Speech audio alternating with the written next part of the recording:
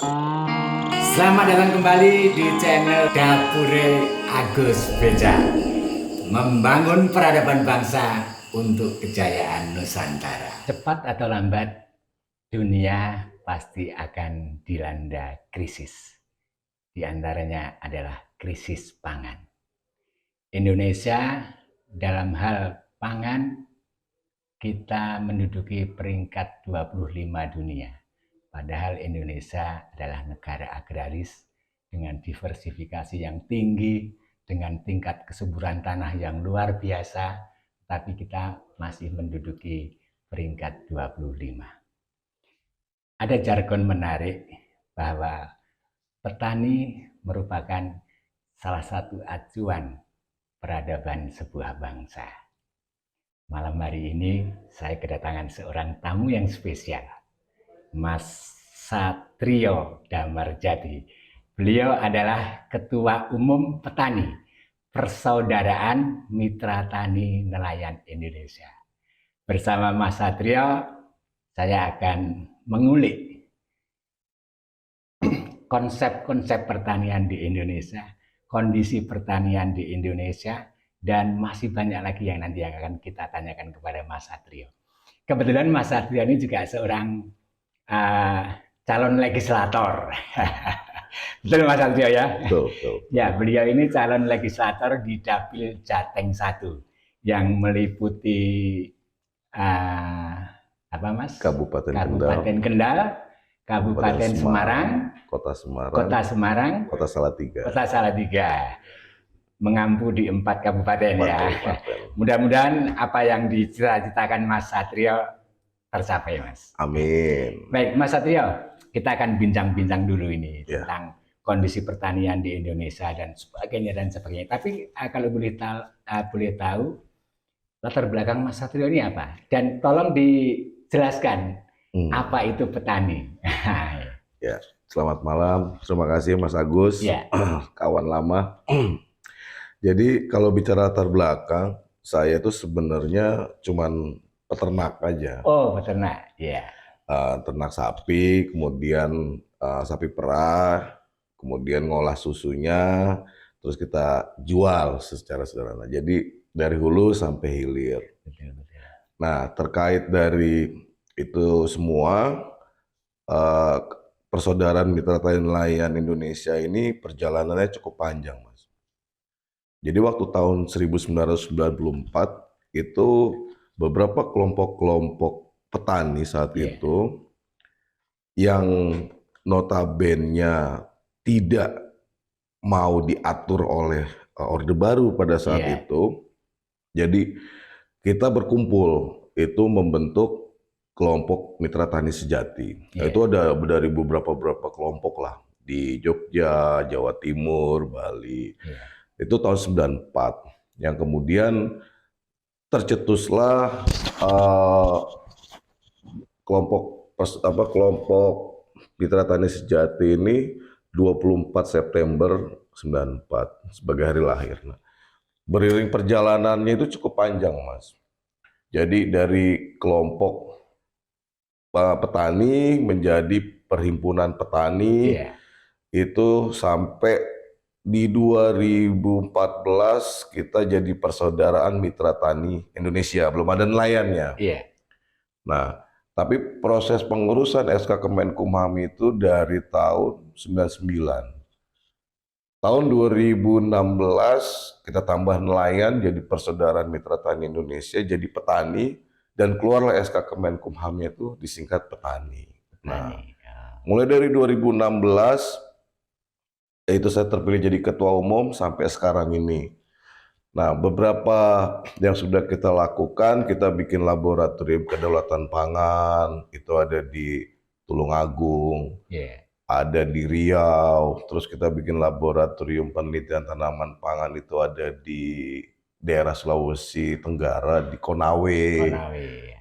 Kita juga punya sekolah pemuda pertanian di Sulawesi juga, itu saya lupa.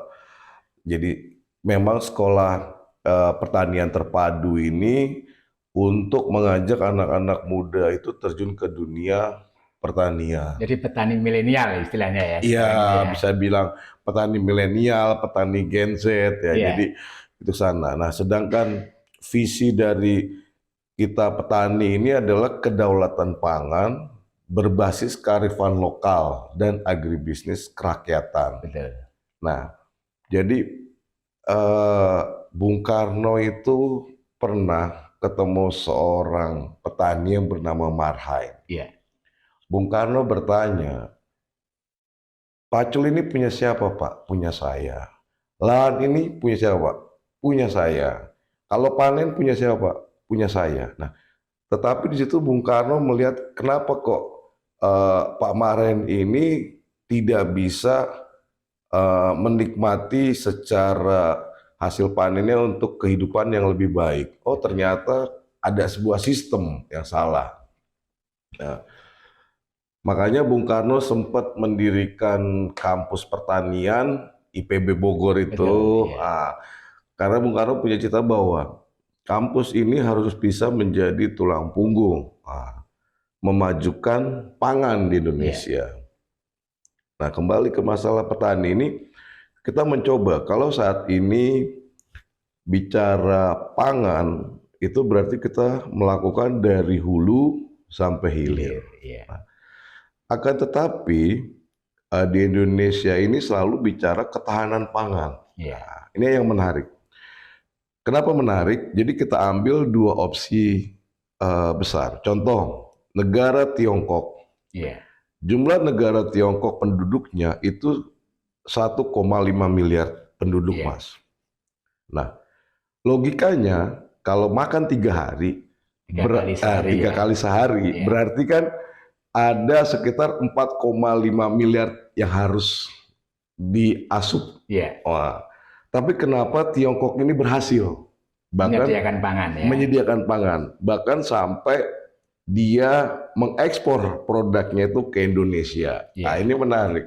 Oh, ternyata di sana itu negara hadir. Betul. Nah, makanya waktu Jokowi kampanye 2014, negara harus hadir. Ya. Ya, Jokowinya udah bener, tetapi apakah menterinya ini benar-benar hadir? Ya. Yang pertama. Terus yang kedua, negara hadir itu yang bagaimana? Nah, ini sangat menarik.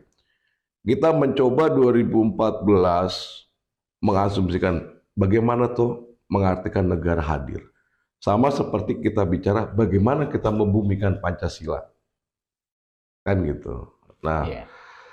ternyata saat ini pemerintah hanya mensubsidi di sarana produksi kayak benih dan pupuk. Ya. Nah, bagaimana kalau petani yang tidak mendapatkan subsidi tapi dia memiliki hasil panen yang berkualitas dan dengan kuantitas yang mencukupi garis rata-rata. Nah, ini apakah dapat subsidi? Ya. Kita mencoba menawarkan bagaimana kalau subsidi itu yang di sarana produksi digantikan ke subsidi di hasil. Supaya petani yang rajin dan petani yang malas kita akan ketahuan. Kalau misalkan petani yang rajin dia mencapai panen 6 ton. Yeah. Nah, kemudian panennya ini dibeli. Nah, kalau petani yang tidak rajin atau petani yang malas, dia panennya cuma 3 ton. Nah, ini ada perbandingan selisih. Jadi maksudnya subsidi di hasil itu bahwa hasil panen petani ini bisa dibeli oleh pemerintah. Nah, dalam konteks ini Bulog yang tugasnya dia menyerap gabah petani bisa melakukan hal itu. Gitu. Oke, Mas Satrio. Salah satu tugas dari petani ini, Persaudaraan Mitra Tani Nelayan Indonesia. Iya. Ini aplikasinya di masyarakat dalam bentuk apa, Mas? Ya, jadi organisasi petani ini mulai dari Dewan Pimpinan Nasional sampai ke kelompok petani. Nah, jadi masing-masing kelompok petani ini dia melakukan proses produksi dari hulu sampai hilir. Nah, di situ bisa bikin warung petani, di situ bisa mereka bikin sekolah petani. Yeah. Nah, maksudnya sekolah petani, jadi di situ ada semacam pendidikan bagaimana mengajarkan kader-kader petani ini menjadi entrepreneurship, wirausaha. Nah, jadi nggak cuman kita, saya cuman petani padi. Nah, oke, di Jepang, waktu kita studi banding ke Jepang, itu ada satu toko, tokonya kecil Mas Agus. Yeah. Tapi toko itu one stop rice. Maksudnya, semua produk yang di dalam toko itu dari beras. Ada permen beras, ada coklat beras, ada susu beras, jadi semuanya. Berarti kan pengolahan. Yeah. Makanya salah satu misi petani adalah gerakan industrialisasi pangan berbasis kerakyatan. Jadi di setiap kelompok petani ini harus bisa membangun sebuah industrialisasi pangan yang melibatkan masyarakat. Jadi makanya kayak di Cina, mereka bisa nih, satu desa ini dia misalkan produksi A, ini produksi B. Nah, negara ini hadir mengemas. Betul. Jadilah sebuah produk. Makanya kenapa makanan-makanan dari Cina atau Tiongkok ini sekarang banyak masuk ke Indonesia. Di sana sudah dikembangkan konsep one product one village. Ya. One product one village. Nah, tapi yang menampung ini bukan tengkulak. Negara. Iya, betul. Di sini bedanya. Di sini beda. Di sana negara. Jadi bulognya itu, bulog di sana itu mereka turun, mereka menampung desa. Misalkan desamu bikin apa? Oh, saya bikin keripik singkong. Ya udah. Yeah. Desa sini bikin keripik pisang, desa ini bikin ini. Nah, ini disortir menjadi satu merek. Misalkan apa? Misalkan keripik Marhen, misalkan contoh. Tapi ada rasa pisang, ada rasa singkong. Keripik singkong ini ada rasa stroberi ya. Jadi udah olahan ini dikirim lah ke Singapura, Indonesia salah satunya. Nah, beda sama Singapura. Singapura ini nggak punya lahan pertanian, tapi kenapa kebutuhan pangan di sana selalu mencukupi? Ya mereka bisa impor. Itulah ketahanan pangan. Dia tinggal beli dari negara tetangga, dari Malaysia, dari Indonesia, apa dari Thailand. Jadi kalau ketahanan pangan ini masih tergantung sama impor. Yang penting kita bisa makan, gitu, tapi belum berdaulat. Gitu. Ya, dan ironisnya di Jepang itu lahan-lahan itu hanya kecil sekali ya, tapi mereka bisa mengefisiensikan lahan-lahan kecil ini menjadi. Betul. Kalau mereka mungkin punya konsep urban farming ya, memanfaatkan lahan-lahan kecil menjadi penyedia pangan. Betul. Apakah itu bisa dilakukan di Indonesia? Ya sebenarnya bukan bisa lagi. Jadi ada salah satu ASN, ya bisa katakan pejabat kota di satu kota itu, dia menulis bahwa urban farming merupakan masa depan pangan perkotaan. Nah itu sudah ada di websitenya petani, di Petani ID itu ulasannya itu bagaimana kita harus memulai, bagaimana kita harus mengelola sampai ya itu tadi, urban farming merupakan masa depan pangan perkotaan. Jadi konsep itu mungkin dia diduplikasi di Jepang atau di Brunei atau di negara kayak di Korea. Nah, itu sebenarnya bisa kalau kita aplikasikan. Nah, ini tinggal tergantung bagaimana kebijakan pemerintah kota atau kabupaten terkait untuk melaksanakan itu. Jadi satu pemanfaatan lahan pekarangan. Jadi asik ya kalau setiap kabupaten atau kota itu mampu menyediakan pangan sendiri kan. Jadi betul. Ketahanan pangan terjaga ini ya. Nah, contoh gini, kayak di Sleman. Di Sleman sekarang udah ada beras Sleman, Mas. Oh iya. Kalau dulu beras Sleman harus dikemas pakai karung delanggu. Karena masyarakat Sleman kalau nggak makan beras delanggu kurang mantep. Betul. Padahal berasnya dari beras Sleman sendiri. Betul. Akhirnya kebetulan ya teman-teman di Sleman itu kenapa nggak kita kemas sendiri supaya ini jadi produk kita sendiri. Akhirnya kadang kalau saya lihat di warung, udah ada nih beras Sleman. Nah, itu udah mulai membanggakan produknya. Nah, ini sebenarnya bisa di tempat lain itu diterapkan bisa, cuman tergantung pemimpin daerah masing-masing tersebut itu.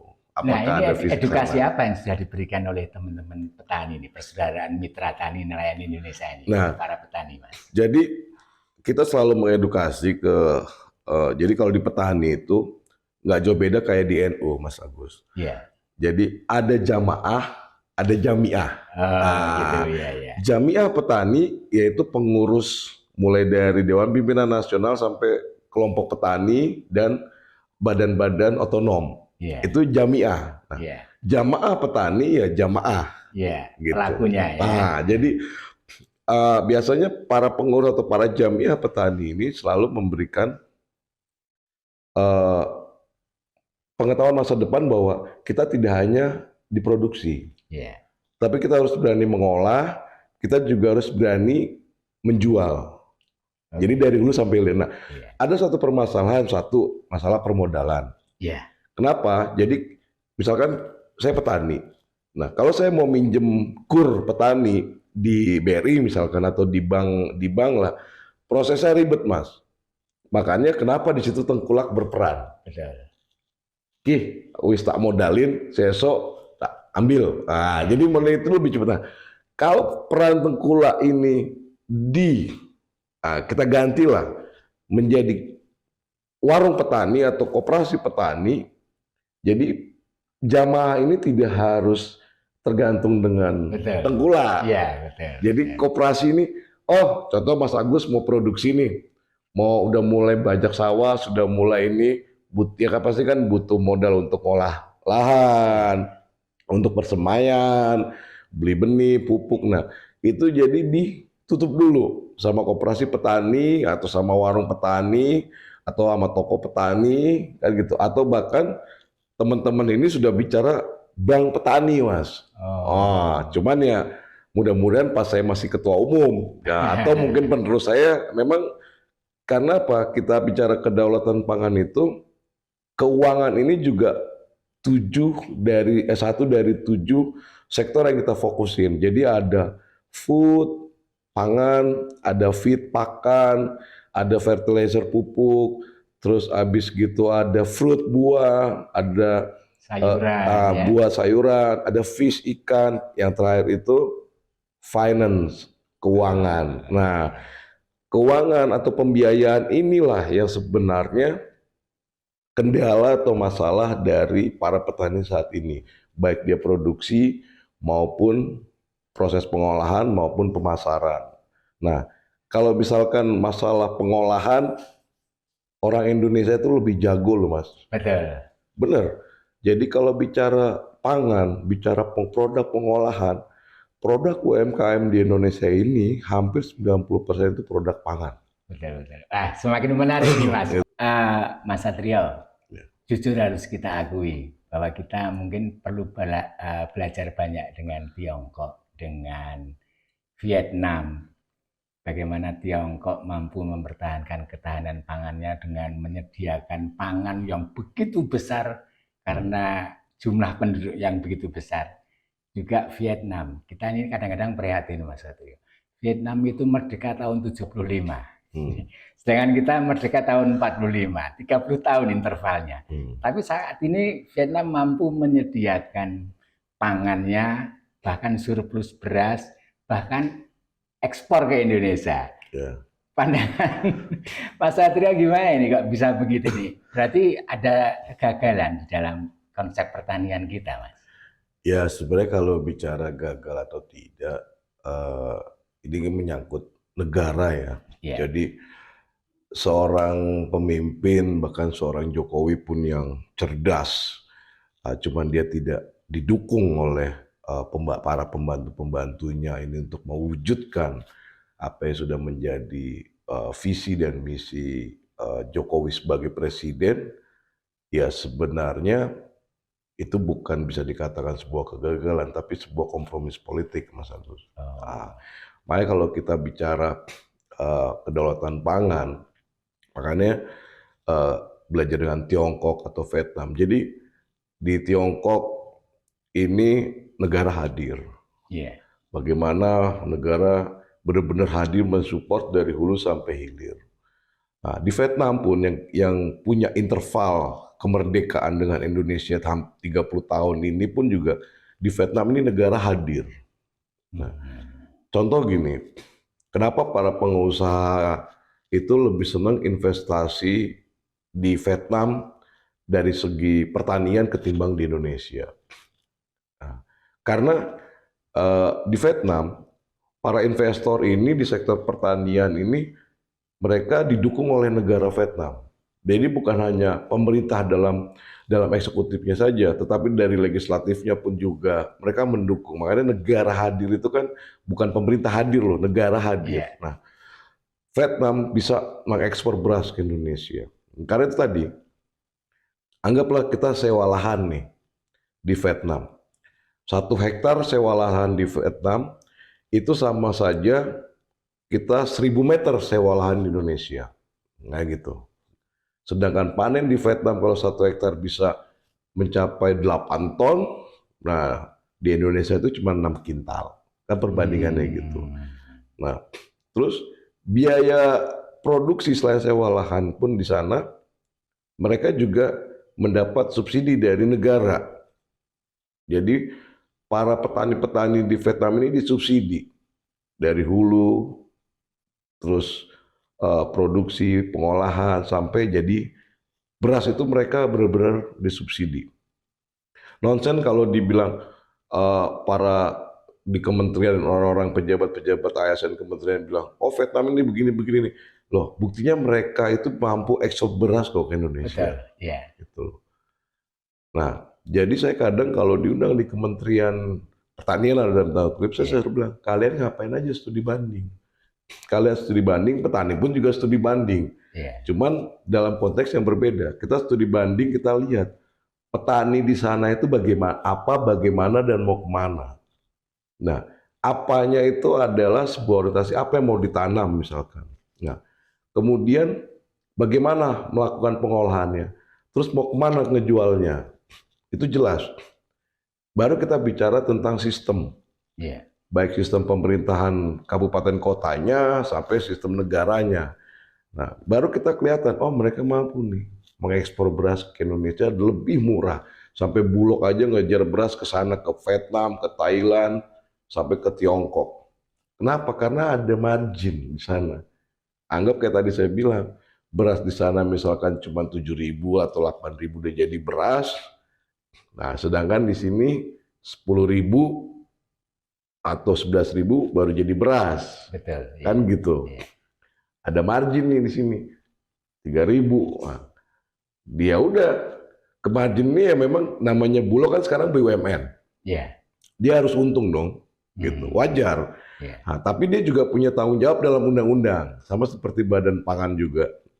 Makanya kalau misalkan Jokowi yang punya cita-cita kedaulatan pangan dengan nawacitanya. Nah, kalau sejauh ini, kalau kita kritik otokritik, apakah Menteri Jokowi 2 periode ini sudah mewujudkan apa yang divisi misikan oleh Jokowi? Kalau saya bilang belum.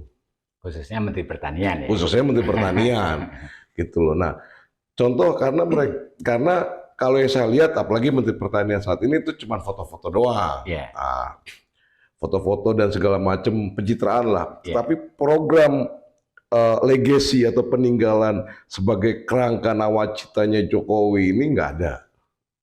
Makanya teman-teman yang di petani itu jujur kadang kalau diajak bersinergi itu rada males, Mas. Karena cuman ada anggaran segini, kita ada anggaran atau tidak udah tetap jalan. Karena dalam anggaran dasar dan anggaran rumah tangga di petani, asas petani ini adalah Pancasila dan gotong royong. Jadi di mana kader-kader petani ini kalau dibasis, yaitu bicaranya adalah bagaimana membaikkan Pancasila dan bergotong royong sama para jamaah untuk meningkatkan satu produksi, kedua meningkatkan hasil pendapatan. Nah, saya kira di Vietnam ini barangkali Mas Satrio ya, petaninya punya ideologi juga ya? Ya, kalau bicara ideologi kan pandangan, Mas. Betul. Jadi pandangan kita tuh kemana? Kayak misalkan udah jelas, misalkan ideologi Indonesia ini adalah negara Pancasila. Sekarang bagaimana kita mengurai Pancasila ini itu menjadi sebuah pandangan hidup, nggak hanya petani aja. Nah, mungkin aparaturnya juga, mungkin juga profesi lain. Nah, inti sari dari Pancasila ini kan keadilan sosial. Nah, bagaimana kita menciptakan kedaulatan pangan yang berkeadilan sosial bagi seluruh rakyat Indonesia loh. Berarti kita mulai antara konsumen Dan produsen petani ini kan harus adil. Yeah. Berapa tingkat kemampuan konsumen ini beli beras, contoh. Nah, terus kita bicara lagi, berapa keuntungan petani ini supaya hidup layak. Kalau kita bicara negara hadir, berarti disitulah negara itu sebagai jembatan. Makanya Bung Karno bilang, kemerdekaan merupakan jembatan emas. Yeah. Nah, negara itu harus menjadi jembatan sebenarnya. Oh, masyarakat kita berkemampuan itu beli beras 13.000. Nah, petani itu untung, misalkan dari dia berproduksi dengan lahan 0,25 hektar yang rata-rata petani Indonesia miliki, itu 10.000. Dia udah untung nih. Misalkan buat bayar tengkulak, buat sekolah anak, buat biaya hidup, dia untung. Oke. Berarti spare antara 10.000 dan 13.000 di tingkat kemampuan konsumen ini, itu siapa yang bermain? Nah, disinilah negara hadir yang menentukan. Apakah mungkin ada koperasi, mungkin ada toko atau apalah. Yang pasti negara benar-benar hadir. Di negara-negara kayak Vietnam, Tiongkok, ya itu semua udah ada tatanannya, tatanan untuk ideologisasi itu sudah ada. Berarti tidak ini ya Mas ya, bukan tidak mungkin beras bisa satu harga seperti BBM. Ya sebenarnya bukan tidak mungkin, memang kalau kita bicara keadilan sosial bagi seluruh rakyat Indonesia, jangankan beras, benih atau pupuk satu harga itu bisa.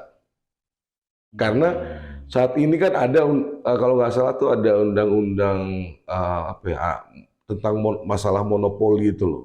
Nah, supaya tidak ada monopoli misalkan dari sebuah instansi untuk masalah harga misalkan, berarti itu kan harus ada baik kepres ataupun undang-undang yang bahwa kenapa ini harus dijadikan satu harga, karena salah satu kebutuhan pokok. Nah, kebutuhan pokok ini selain BBM ya, oh beras, oh gula, terus apa lagi, sayur mayur, terus ikan. Ini satu harga itu sebenarnya bisa, kan ada di undang-undang pangan itu ada. Betul. Yeah. Nah, tinggal bagaimana kita mengaplikasikan atau membumikannya itu. Nah, disinilah peran-peran yang memang sesuai dengan kebijakan itu dijalanin. Misalkan benih satu harga. Yang dipakai benih apa sih? Oh, sekarang aja kan masalah minyak goreng aja kemarin sempat ada kendala. Masalah minyak goreng satu harga itu. Nah, karena ada asosiasi-asosiasi. Nah, apakah pemerintah ini juga atau negara ini juga melibatkan asosiasi-asosiasi ini? Karena kalau kita bicara negara, berarti kan tidak hanya bicara eksekutif, legislatif, yudikatif. Kita juga harus melibatkan organisasi-organisasi terkait gitu loh, untuk terlibat dalam kebijakan itu. Ya, Mas Satrio, kekhawatiran kita tentang krisis pangan jika tidak kita antisipasi mulai sekarang itu akan terjadi. Pak Jokowi dengan konsep barunya food estate ya, pertanian terpadu dari hulu ke hilir. Pandangan Mas Satrio. Ya, jadi kan kalau bicara food estate atau lumbung pangan, di petani sendiri kita ada gerakan nasional lumbung pangan tani mandiri. Nah, ya mungkin beliau itu melihat kok petani bisa mengeluarkan sebuah misi gerakan nasional lumbung pangan tani mandiri. Oh bisa Pak. Kenapa saya bilang lumbung pangan tani mandiri? Jadi setiap basis-basis petani ini, misalkan kelompok petani A, dia beras. Kelompok petani B, dia mungkin palawija. Nah, berapa persen itu ditaruh di lumbung, berapa persen itu dijual.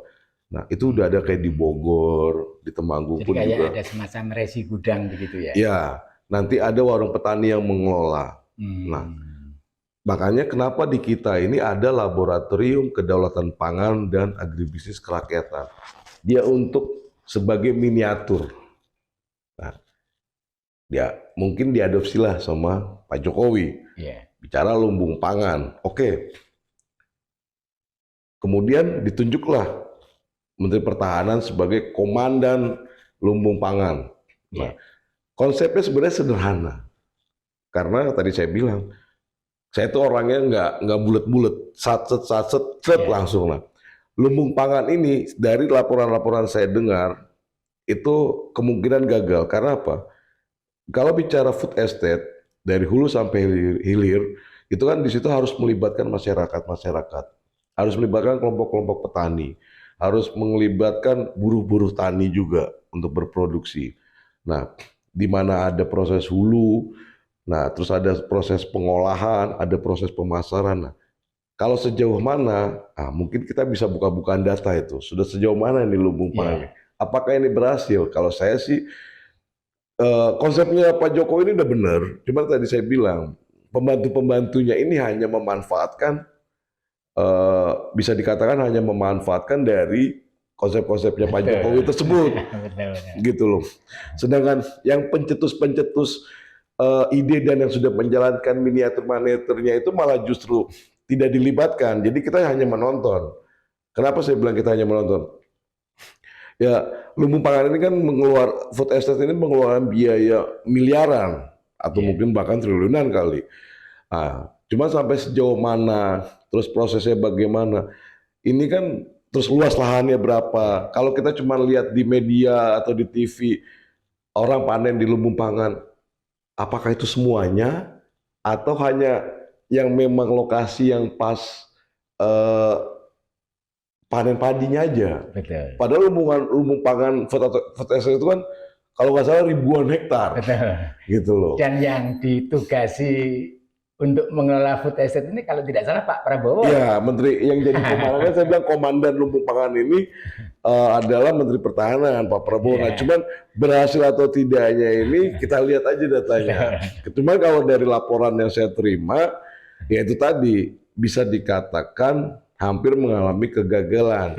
Kalau misalkan ada yang panen di lokasi food estate, apakah itu seluruh food estate ribuan hektar itu hanya atau secuil dari lokasi food estate yang memang panen padi, misalkan gitu loh. Itu menjadi pertanyaan buat saya. Ini menarik, gitu menarik.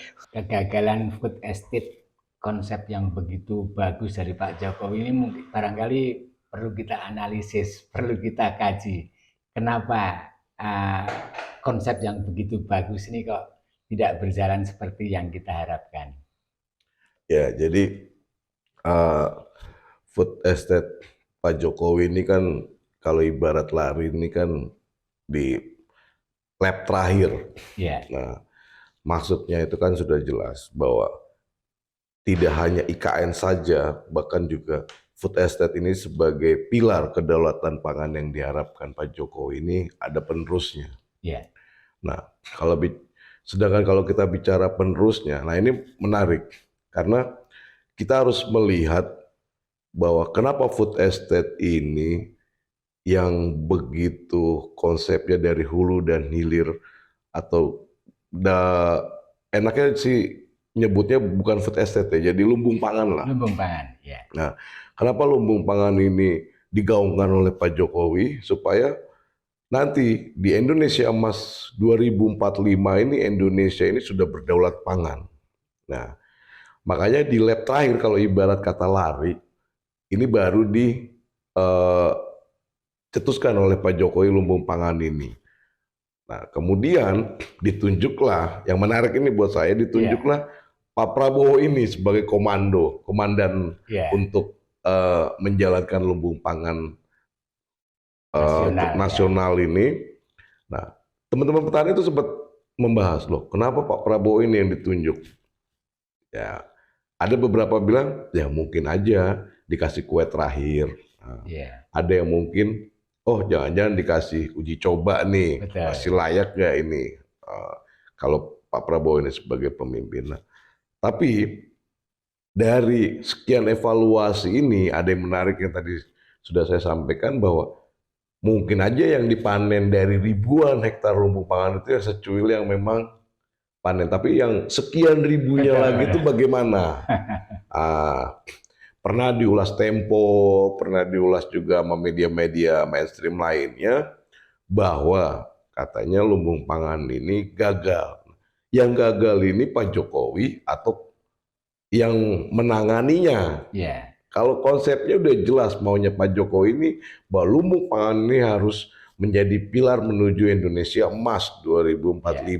Nah, berarti kalau misalkan nanganin lumbung pangan saja gagal, gimana dia mau mimpin Indonesia yang begitu luas, Indonesia yang begitu luas untuk menuju generasi Indonesia emas 2045 ini. Nah, kemudian kita turunkan lagi lah di skala lebih rendah. Kita nggak usah bicara lumbung pangan nasional, kita bicara lumbung pangan provinsi. Saya ngelihat apalagi dapil saya ya, dapil Jawa Tengah 1 ini, itu konsep pangan di Jawa Tengah ini itu sangat menarik. Selain peran antarmangsa juga ada salah satu yang menjadi dasar bagi kawan-kawan jamaah petani di Jawa Tengah ini adalah satu, gotong royong. Yang kedua, ini juga pengaruh dari pemimpin sebenarnya. Betul. Gitu. Jadi masyarakat itu akan meniru pola pemimpin. Nah, kalau misalkan pemimpinnya tadi saya bilang satset kerja cepat, nah masyarakatnya ini juga pasti juga satset. Nah, kalau ada yang ngomong tingkat kemiskinan di Jawa Tengah ini tinggi, saya bilang itu hoax. Kenapa? Justru masyarakat di Jawa Tengah inilah tingkat kegembiraan masyarakat, kalau saya bilang itu justru lebih tinggi, bukan tingkat kemiskinan, tingkat kegembiraan. Karena apa? Ya kita bicara filosofi Jawa, wong nerimo, masyarakat Jawa itu kan identik dengan nerimo. Betul, Nah, tapi nerimonya itu yang bukan cuma sekedar nerimo, tapi juga ada kerja keras. Ada effort lah. Contoh misalkan ya kayak tadi saya bilang, kita sudah punya alat produksi, kita sudah punya lahan, kita sudah punya hasil panen. Nah, tapi kayak contoh petani yang di Jawa Tengah, kawan-kawan ini pernah nggak dengar Mukidi? Sekarang kalau kita ke pelosok-pelosok Jawa Tengah aja, di situ mulai ada warung-warung, ada kafe-kafe, terus juga produk olahan pangan ini sudah menjadi nasional lah. Berarti ini kan pemerintahnya sudah hadir, pemerintah provinsinya. Nah, kalau misalkan kita bicara negara hadir di 2024 ini, ya dari miniatur Jawa Tengah inilah, ini akan menjadi sebuah konsepsi dasar. Nah, baru kita kembali ke lumbung pangan.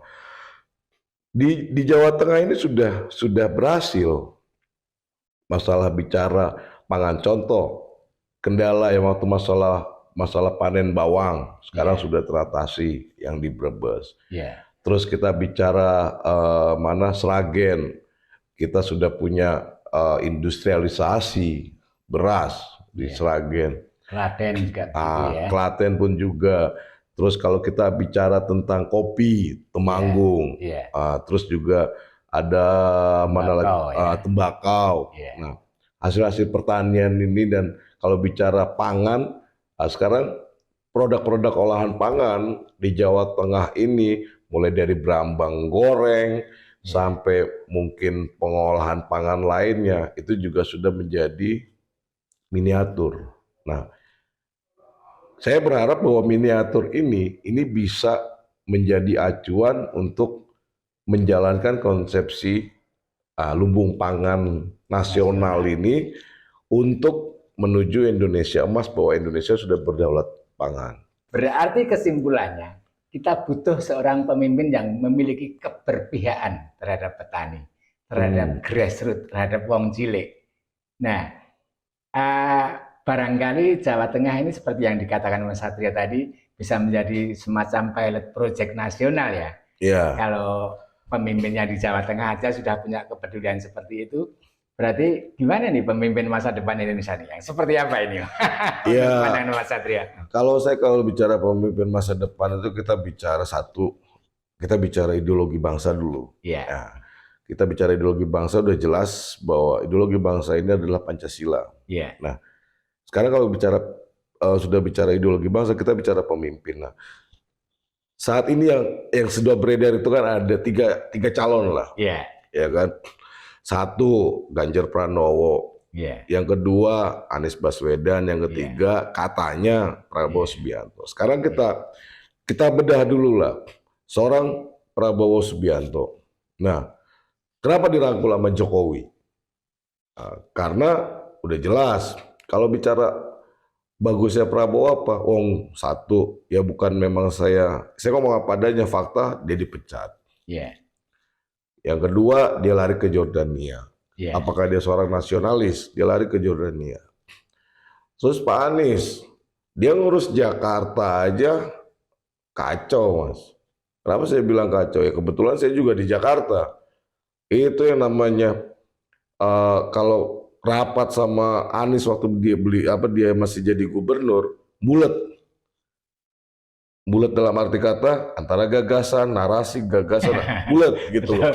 Eksekusinya nggak ada gitu loh. Nah, kita mau bicara tentang pembangunan nasional, membangun Jakarta aja klaimnya banyak. Contoh yang mau diklaim sama Anies masalah MRT, terus banjir kanal itu kan sebenarnya sudah dirancang dan diketok palu waktu Pak Jokowi masih jadi gubernur saat itu kan.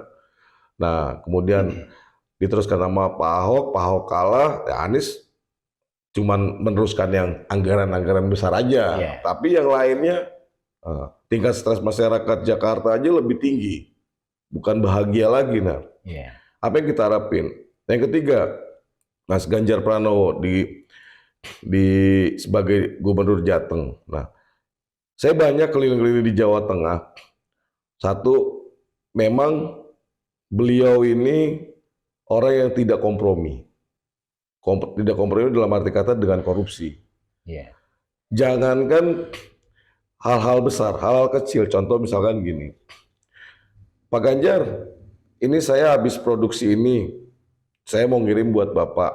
Nah, itu ditolak, Mas. Takutnya apa?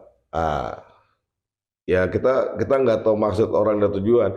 Tapi kalau udah sampai di gerbang sama penjaganya pasti suruh pulangin sama Mas Ganjar. Ini saking dia berpegang teguh integritas ya. Jadi walaupun kawannya yang ngirim, saya bilang kenapa selalu ditolak loh? Kita menolak hal-hal yang seperti itu. Beda kalau misalkan saya datang ke tempat dia di warungnya atau di kafenya, mungkin kita bisa buat inilah ngobrol atau apa untuk menikmati hidangannya. Tapi kalau dikirimin dan kita nggak tahu dalamnya isinya apa segala macam untuk menjaga itu, hal sepele padahal. Beda sama dua pemimpin ini. Nah, itu yang pertama. Terus yang kedua,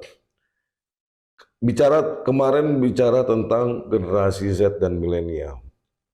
Katanya Pak Prabowo diterima generasi Z dan milenial. Saya tanya sama teman-teman generasi milenial dan Gen Z. Kenapa saya tanya? Karena memang di tempat saya selalu berdekatan dengan teman-teman musisi yang anak-anak muda, terus juga teman-teman yang suka hobi olahraga.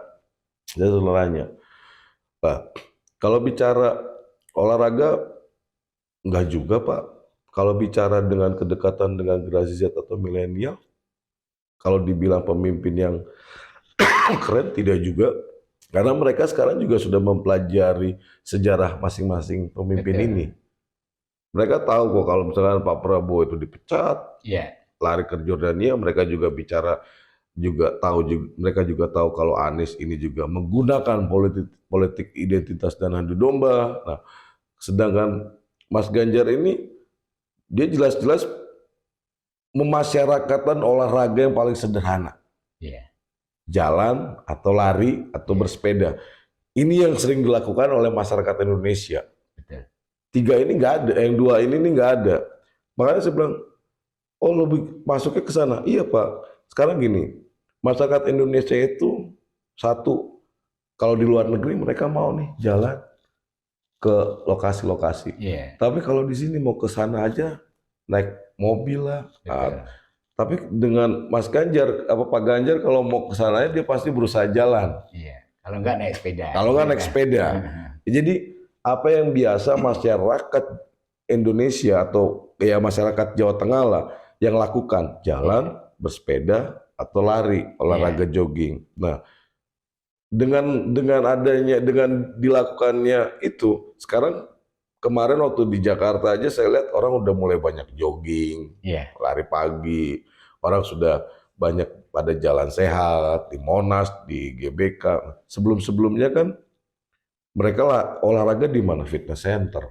Betul, ya. Nah, kalau sekarang kan dengan menaikkan kembali budaya masyarakat Indonesia, jogging, bersepeda, orang-orang kalau mau ke pasar kan naik sepeda. Nah, kenapa kita nggak inikan lagi kayak gitu? Nah, jadi hal-hal sederhana ini yang menjadi sebenarnya penilaian masyarakat. Nah, itu dalam konteks rutinitas. Sekarang apa si Pak Prabowo mau dia jalan sehat, bawa badan aja udah berat. Apa Pak Anies? Ya Pak Anies bersepeda, tapi bersepedanya kan bersepeda ya kalau dalam tanda kutip teman-teman bilang pencitraan doang. Betul, ya. Kalau Mas Gaji kan memang hobi. Kan kayak gitu. Nah, itu dari segi rutinitas. Nah, dari segi konsepsi. Nah, ini dari segi konsepsi di Jawa Tengah. Jawa Tengah ini kalau dibicara tingkat integritas ASN-nya itu, karena pemimpinnya berintegritas, dia di bawahnya ini juga pada segan, bukan takut loh, segan. Karena punya patron yang bagus. Iya, betul. Jadi ada anak buah yang punya dua karakter, takut dan segan. Dihormati atau dihargai. Nah, itu kan berbeda. Nah, ada yang gila hormat, tapi ada yang tidak gila hormat. Tapi dia sungguh dihargai, kan gitu. Karena apa itu tadi? Cerminan, pemimpin itu cerminan. Nah, jadi dari ketiga yang saat ini beredar, ya kalau saya sendiri jelas bicara pemimpin adalah bicara ideologi bangsa dan negara. Ya saya bilang Mas Ganjar Pranowo ini tepat meneruskan program dan kebetulan Pak Jokowi sendiri sudah sebagai mentornya langsung seorang Ganjar Pranowo untuk bagaimana meneruskan program-program yang gagal oleh orang yang ngelendot kayak gitu loh. Nah, terus juga yang mandek oleh orang yang ngelendot. Jadi inilah yang sebuah konsepsi dasar ya. Nah, terus ada lagi nih, saya mungkin bisa kasih tambahan satu Mas Agus. Contoh dari 3 calon ini, kan kelihatan. Kemarin sempat dengar isu masalah pembelian pesawat. Betul, ya. Nah, ini kan udah jelas salah, kan pasti gitu. Makanya dia akan ngelendot ke Pak Jokowi dan keluarganya terus. Karena apa? Takut. Takutnya, kamu gimana nih, kalau sempat ada viral Pak Luhut, kau jangan macem-macem, Nah, itu sebenarnya jadi sebenarnya udah dia ketakutan. Betul. Cuman karena saya jenderal bintang 3 harus gagah, harus galak kan kayak gitu. Nah, jadi dia di luar ya kayak macan Asia, tapi di dalam ya meong kan gitu. Kalau kata teman-teman, karena itu tadi lumbung pangan kita nggak tahu. Cuman beberapa media sudah menyebutkan gagal. Bukan Jokowinya loh yang gagal, tapi yang menjalankannya. Betul, Karena konsepsi Jokowi itu dia tidak mungkin mencetuskan sebuah konsepsi tanpa ada miniatur. Pak Jokowi ini seorang visioner. Dia udah melihat cuman dites si A bisa nggak nih ngejalanin. Kan kayak gitu. Ternyata gagal. Nah, terus yang masalah pesawat tempur tadi juga itu. Udah 2 kesalahan. Betul. 3 kesalahan, ini udah kartu kuning sebenarnya kalau main bola. 3 kartu merah, sebelum kartu merah ya dia deket-deketin wasit lah pasti kan. Sama ini ya proposal perdamaian ke Ukraina. Nah, itu udah berapa tuh berarti? 3. Udah 3, tinggal 2 lagi. Kalau kartu merah bahaya. Makanya sebelum kartu merah, ngedeketin lah anak sulung. Betul, kan kayak gitu ditempel terus, nanti dinaikin lah supaya masyarakat beropini lain. Padahal sebenarnya kalau kita lihat ini tesisnya itu udah jelas. Oke, menarik ini Mas. Untuk menurunkan tensi kita ngopi dulu Mas. Tanpa harus saya simpulkan Mas Satrio, pemirsa tentu sudah tahu siapa penerus Jokowi yang dimaksud. Nah, sebagai closing Mas, Apa masukan-masukan Mas Satrio untuk pemerintah ke depan? Pak Jokowi sebentar lagi habis kan ya Mas, 2024. Nah tentu harus ada penerus dari konsep-konsep yang sudah disodorkan oleh Pak Jokowi ini, sehingga lumbung pangan ini harus kita selamatkan Mas. Ya. Apa masukan-masukan Mas Satrio untuk kedepannya supaya lebih baik lagi? Ya, jadi kalau bicara masukan ke depannya ini, sebenarnya konsepsi-konsepsi Pak Jokowi ini kan kita bicara negara gotong royong. Iya.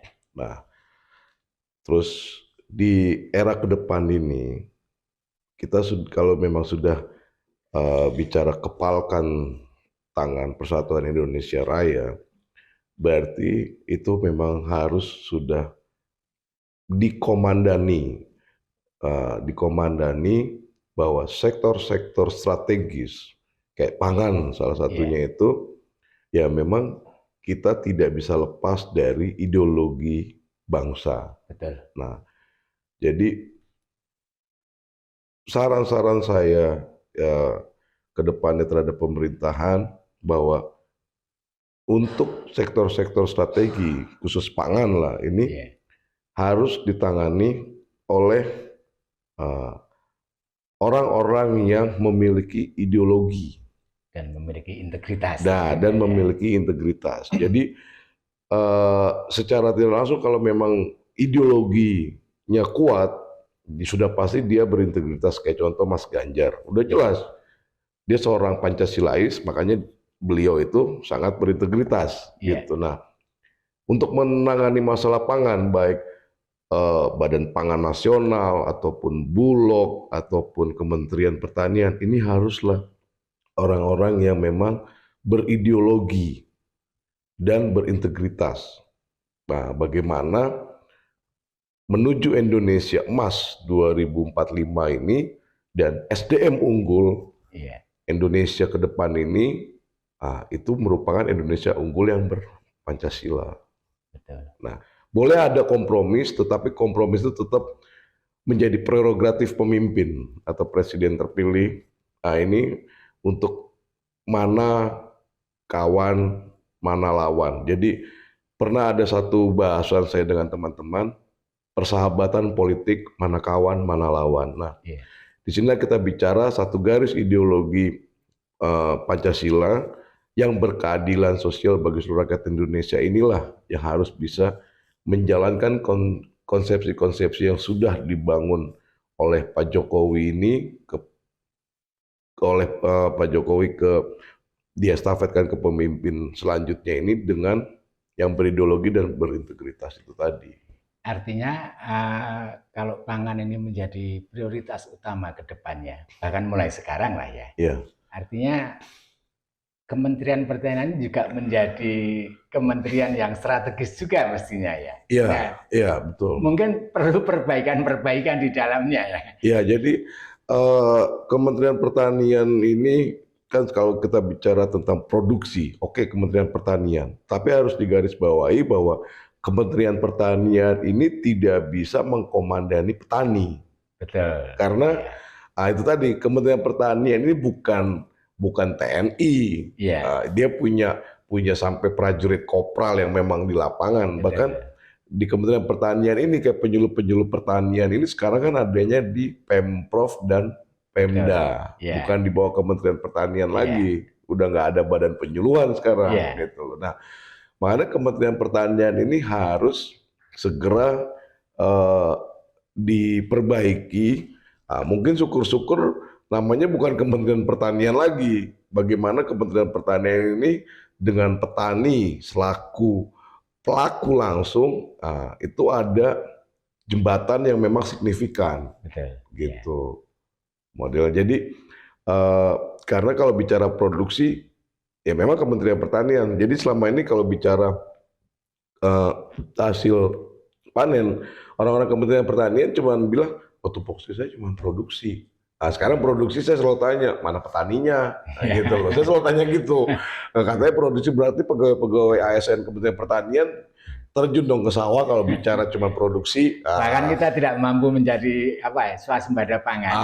Kayak gitu. Walaupun kemarin sempat Jokowi swasembada pangan, itu bukan hasil kerja kerasnya Kementerian Pertanian, itu hasil kerja kerasnya petani untuk mencapai target swasembada.